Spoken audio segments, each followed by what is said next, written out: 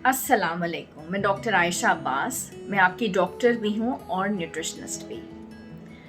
उसी से खाता हूँ मैं अक्सर फ़रेब मंजिल का, मैं जिसके पाँव का कांटा निकाल देता हूँ।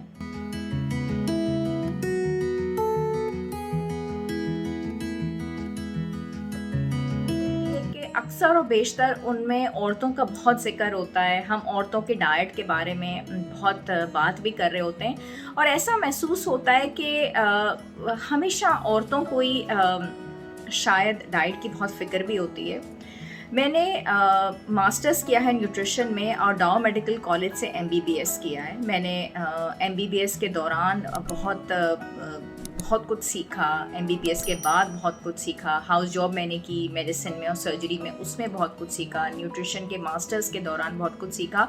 लेकिन अपने क्लिनिकल प्रैक्टिस के अंदर जितना कुछ मैंने कुछ सीखा और अपने 15 साल एक्सपीरियंस के अंदर मैंने बहुत ही ज़्यादा सीखा, क्योंकि जो कुछ आप अपने एक्सपीरियंस से गेन करते हैं वो बहुत ज़्यादा होता है। डेफिनेटली ख़वातीन की तादाद जो डाइट के बारे में बहुत कंसर्न्ड होती हैं वो डेफिनेटली बहुत होती है और बहुत ही ज़्यादा होती है। लेकिन इसका मतलब ये नहीं होती कि मर्द हजरात को अपनी सेहत की बहुत फ़िक्र नहीं होती। उनके ऊपर ज़िम्मेदारियाँ बहुत होती हैं। वो सुबह के वक्त घर से निकलते हैं अपने कामकाज के लिए और शाम और रात तक वो अपने ऑफिसेज में होते हैं, काम के लिए मसरूफ़ होते हैं। तो उनके पास क्लिनिक्स डेफिनेटली विज़िट करने के लिए या ऑनलाइन कंसल्टेंसी लेने के लिए भी टाइम बहुत कम होता है।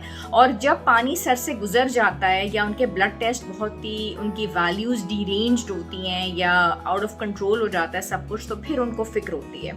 और यही रीज़न होती है कि वो अपने डाइट के बारे में, ख़वातीन के पास टाइम निस्बतन ज़्यादा होता है। अगर वो घरों में भी बैठी होती हैं तो फटाफट यूट्यूब को खोल के वो बहुत सारी रेसिपीज़ को देख लेती हैं, बहुत सारी चीज़ें निकाल के वो अपनी डिफरेंट रेसिपीज़ को ट्राई कर लेती हैं। तो ये जो लिस्ट मैंने शुरू में शो की है कि जल्दी जल्दी हम कुछ पॉइंट्स को डिस्कस कर लेंगे। डेफिनेटली हम बहुत डेप्थ में जाके इन चीज़ों को डिस्कस नहीं कर सकते, लेकिन कुछ बेसिक इश्यूज़ के साथ जो मेल्स हैं वो हमारे पास विज़िट कर रहे होते हैं और मैं उनको बहुत अप्रिशिएट करती हूँ और उनको इस बात को बहुत सराहती हूँ कि उनके अंदर इतनी हिम्मत होनी चाहिए कि वो आके जो है वो लेडी डॉक्टर्स को भी विज़िट करें, अपनी सेहत के कंसर्न के बारे में करें, अपने ब्लड टेस्ट ज़रूर करवाया करें। जब ब्लड टेस्ट बिल्कुल ख़राब हो जाए, उनके शुगर आ जाए, उनके डायबिटीज़ आ जाए, उनके ब्लड प्रेशर जो है वो बढ़ जाए, उस वक्त वो जाके अपने डाइट प्लान बनवाएं। वो उनको हम सॉल्ट रिस्ट्रिक्शन के ऊपर डालें।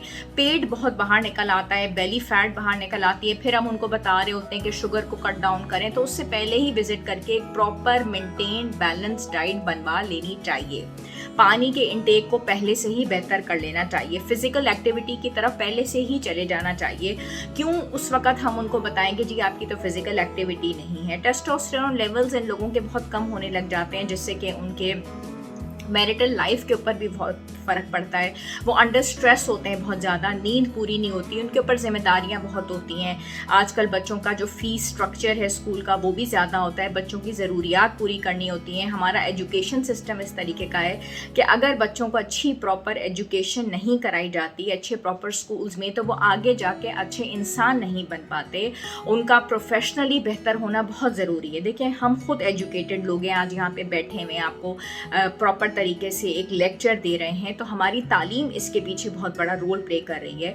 मेरा खुद एक एजुकेशनल बैकग्राउंड है, जाहिर है मैंने एक प्रॉपर यूनिवर्सिटी से अगर एमबीबीएस किया हुआ है, उसके बाद मैंने मास्टर्स किया हुआ है, उसके बाद मैं इतना सोशल मीडिया में हूँ, तकरीबन हर चैनल के ऊपर मेरा इंटरव्यू आ रहा होता है, तो वो मुझे एक एजुकेशनल बैकग्राउंड की वजह से ही बुलाया जाता है कि डॉक्टर आयशा आइए आज आप हमारे इस चैनल के ऊपर एक इंटरव्यू दीजिए या बुलाइए, या तो ये सारी चीज़ें मेरे एजुकेशनल बैकग्राउंड की वजह से हैं। तो इसी तरीके से आज अगर मैं अपने बच्चों को भी यूनिवर्सिटीज़ में बुलाऊंगी तो ये सारी चीज़ों की जिम्मेदारियां जो होती हैं वो मर्द हजरात के ऊपर होती हैं। ज़ाहिर है उनको घरों को भी लेके चलना होता है, बच्चों की एजुकेशन है, स्टडीज़ हैं, इसके लिए वो अपने तगोदौ में लगे हुए होते हैं। तो इस तमाम तर चीज़ों के पीछे उनको अपनी डाइट का भी बहुत ज़्यादा ख्याल रखना है, नींद को भी पूरी करना है। बहुत सारे मर्द हजरात प्रोटीन से अपनी डाइट को निकाल देते हैं और उसके बाद जब वो हमारे पास आते हैं तो बॉल्डनेस यानी कि सर का गंजापन होना, उनके बाल बहुत ज़्यादा गिरने लग जाते हैं। तो प्रोटीन को डाइट में लेना बहुत ज़्यादा ज़रूरी होता है। अच्छा, जब मर्द हजरात बहुत ज़्यादा गोश्त खाने का इस्तेमाल शुरू कर देते हैं तो उनके कोलेस्ट्रॉल लेवल्स बढ़ जाते हैं और उसकी वजह से उनको साइलेंट हार्ट अटैक हो जाता है। तो ये भी देखना बहुत ज़रूरी है। तो मुतबादिल जो है ज़िंदगी गुजारना या खुराक को बैलेंस तरीके से लेके चलना बहुत ज़रूरी है।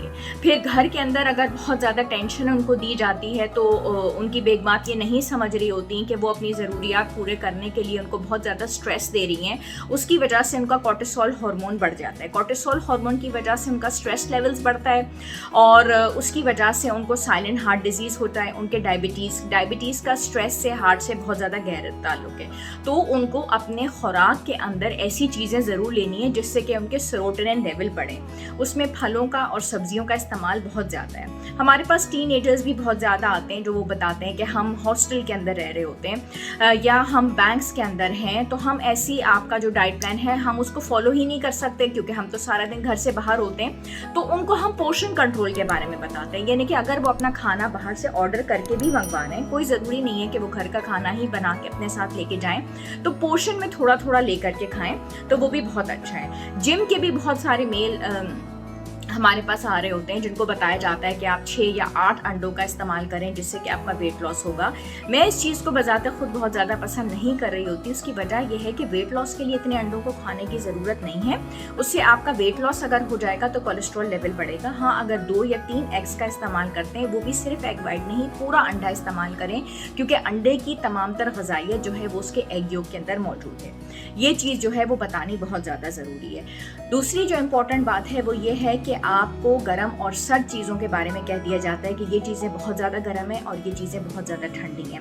ये एक बहुत बड़ी मिस्टेक होती है। उसकी वजह यह है कि गर्म चीज़ों के अंदर जो है वो गोश्त आता है, अंडा आता है, ये प्रोटीन्स हैं, ये लेने बहुत ज़्यादा ज़रूरी है। तो अंडे का इस्तेमाल भी इम्पॉर्टेंट है, गोश्त का इस्तेमाल भी इम्पॉर्टेंट है और दूध का इस्तेमाल भी बहुत इंपॉर्टेंट है। ये प्रोटीन्स में आते हैं। तो बैलेंस तरीके से चीज़ों को रखें। बाहर का आना जाना भी ज़िंदगी के साथ ज़रूरी है। वहाँ पर भी जाते हैं तो पोर्शन के साथ खाइए और तरीके से चीज़ों को लेके चलिए ताकि आपके हार्मोन्स भी सही रहें, आपके ब्लड टेस्ट भी सही रहें और रेगुलर चेकअप आपका डॉक्टर के साथ होना बहुत ज़्यादा ज़रूरी है और ताकि आप अपने घर में भी अच्छी खुशगवार ज़िंदगी गुजारें और हंसते बोलते रहें और बिल्कुल घर का माहौल भी पीसफुल होना चाहिए उनके घरेलू, ताकि प्रॉब्लम्स के साथ साथ अगर वो चलेंगे तो फिर उनके स्ट्रेस बढ़ेंगे और मैंने अभी सारी चीज़ें डिस्कस कर दी हैं। तो उनके ब्लड टेस्ट होने बहुत ज़्यादा ज़रूरी हैं और विजिट्स डॉक्टर के साथ होनी बहुत ज़्यादा ज़रूरी है। सुबह का नाश्ता इसमें सबसे इम्पॉर्टेंट रोल प्ले करता है। अगर मर्द हजरात सुबह का नाश्ता किए बगैर घर से निकल जाते हैं तो उसमें क्या होता है कि वो गाड़ी का स्टार्ट है, गाड़ी का गियर है, अगर गाड़ी का गियर ही प्रॉपर नहीं लगा तो वो पूरा दिन कामकाज कैसे करेंगे और फिर उनकी जो क्वांटिटी या परसेंटेज होती है वो लंच में खाने की बहुत ज़्यादा बढ़ जाती है। जो मर्द हजरात सुबह का नाश्ता छोड़ देंगे वो लंच में बहुत खाएंगे, जो लंच छोड़ देंगे वो डिनर में बहुत खाएंगे और फिर डेफिनेटली उनका बेली फैट बहुत बढ़ जाता है, वज़न बहुत ज़्यादा बढ़ जाता है। तो पोर्शन कंट्रोल के साथ ब्रेकफास्ट भी लें, लंच भी लें, डिनर भी लें ताकि उनका वेट बिल्कुल ठीक रहे। अगर वो लंच के अंदर सैलड ले लेते हैं या सूप ले लेते हैं या हल्का फुल्का सैंडविच का भी इस्तेमाल कर लेते हैं तो वो भी बहुत अच्छा है, इससे भी कोई फ़र्क नहीं पड़ता।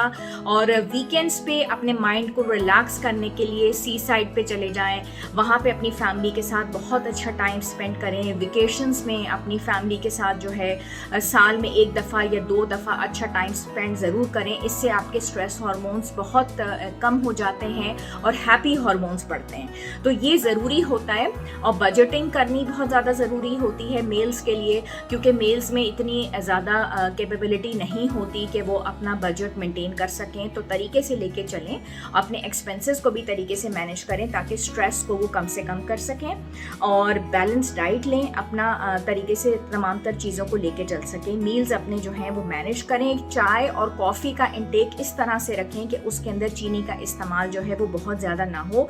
बहुत ज़्यादा अगर चीनी का इस्तेमाल होगा तो फिर से शुगर लेवल्स बढ़ेंगे। और अपने आय के भी रेगुलर चेकअप रखें, वरना आय के प्रॉब्लम्स, स्ट्रोक के प्रॉब्लम्स, हार्ट के प्रॉब्लम जैसे मैंने बताया तो ये वक्त के साथ साथ बढ़ते रहते हैं। बोन के प्रॉब्लम्स भी वक्त के साथ साथ बढ़ेंगे तो कैल्शियम का इंटेक भी होना ज़रूरी है। तो प्रोबायोटिक्स जिसमें कि दही है, दही का इस्तेमाल, रायते का इस्तेमाल, कैल्शियम की तमाम तर चीज़ों का इस्तेमाल होना चाहिए। वरना अगर उनका कैल्शियम का टेक सही नहीं होगा तो बोन के ऊपर भी फ़र्क पड़ेगा। तो ये वो इम्पॉर्टेंट चीज़ें हैं जिनका ध्यान करना मेल्स के लिए बहुत ज़्यादा ज़रूरी है। और अगर वो नहीं करते और उनकी डाइट प्रॉपर नहीं होती तो उनका भी वज़न बढ़ेगा। वज़न को कंट्रोल करना ज़रूरी है। फिज़िकल एक्टिविटी जैसे भी हो सके 30 to 40 मिनट्स की वर्जिश, वॉक, फिज़िकल एक्टिविटी ज़रूरी है। वज़न अगर बढ़ जाएगा तो मेल्स को भी उसी तरीके से बहुत ज़्यादा प्रॉब्लम्स होंगी जैसे कि ख़वातीन को होती हैं। बोन प्रॉब्लम्स भी होंगी, ओबेसिटी का शिकार, और ये तमाम तर चीज़ें जो होंगी मेल्स को इसके भी बहुत सारे साइड इफ़ेक्ट्स होंगे। तो वर्जिश ज़रूर करें ताकि उनका वज़न जो है बहुत ज़्यादा हद से तजावज़ ना करने पाए। Thank you so much. ये आज की कुछ इंपॉर्टेंट टिप्स थी जो शेयर करना बहुत ज़्यादा ज़रूरी थी, और इंशाल्लाह फिर कुछ नई टिप्स के साथ आपके साथ हाजिर होंगे। जब तक के लिए अल्लाह हाफ़िज़ एंड खुदा हाफ़िज़।